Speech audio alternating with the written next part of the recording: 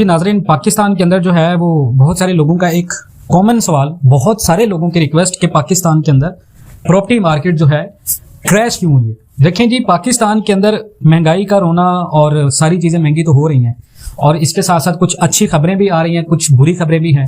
लेकिन हम बजाय इसके कि बुरी खबर को डिस्कस करें, प्रॉपर्टी मार्केट क्रैश की वजह जान लेते हैं।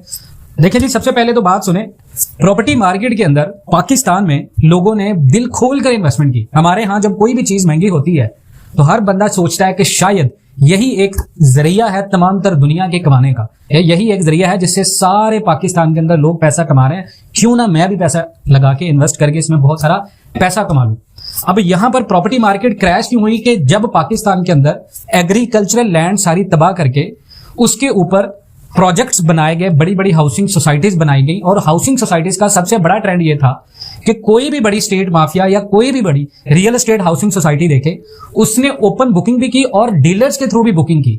अब हुआ यह कि जब डीलर्स के थ्रू बुकिंग की तो सोसाइटी के जो अपने रेट थे उस रेट से बढ़ के डीलर्स ने एक कमर्शियल मार्केट्स बनाई और कमर्शियल मार्केट के अंदर बैठ के प्रॉपर्टी को डीलिंग शुरू कर दिया।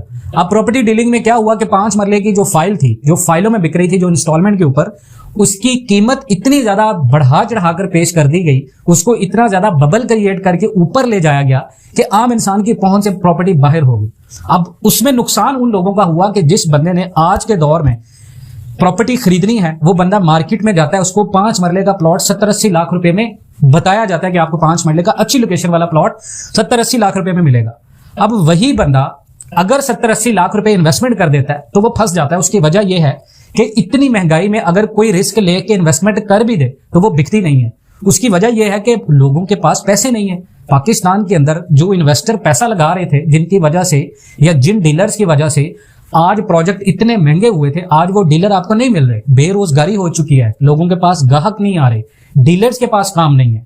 इसकी बड़ी मिसालें हैं, जिंदा मिसालें हैं कि अगर आप बहरिया टाउन कराची को देखें, बहरिया टाउन लाहौर को देखें, लेक सिटी लाहौर को देखें, लाहौर रियल एस्टेट को देखें, ब्लू वर्ल्ड सिटी को देखें, आप कोई भी ऐसा मंसूबा जो बड़े लेवल पे बना है, DHA को देखें, आपको बायर नहीं मिलेगा। उसकी वजह यह है कि आपके मुल्क में जो इन्वेस्टर पैसा लगा रहे थे रियल एस्टेट में, वही जो इन्वेस्टर हैं वो दूसरी स्कीम्स में अब पैसा लगा रहे हैं। हर बंदा जो बड़ा इन्वेस्टर था उसने पाकिस्तान के अंदर क्या देखा कि लोग गोल्ड में इन्वेस्टमेंट कर रहे हैं। 2022 का बेहतरीन असासा इसी वजह से करार पाया कि इंपोर्ट बैन होने की वजह से सप्लाई कम हुई, डिमांड ज्यादा हो गई, कीमतें ऊपर चली गई और जो रियल एस्टेट इन्वेस्टर था वो गोल्ड इन्वेस्टर बन गया। तो ये वजूहात हैं प्रॉपर्टी मार्केट के क्रैश होने की। और मजीद अगर किसी ने प्रॉपर्टी के अंदर इन्वेस्टमेंट करनी है तो ये लॉन्ग टर्म इन्वेस्टमेंट होगी। अब शॉर्ट टर्म इन्वेस्टमेंट का टाइम गुजर चुका।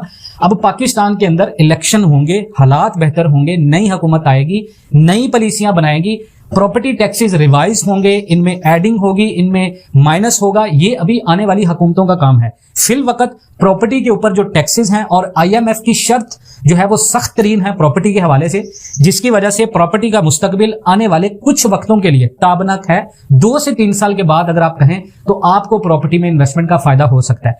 फिल वक्त अगर इन्फ्लेशन को काउंट करें तो आपको रिटर्न में जो रियल एस्टेट है, प्लॉट आपको पैसा नहीं देगा शॉर्ट टर्म इन्वेस्टमेंट में। तो ये वजूहात हैं प्रॉपर्टी क्रैश होने की।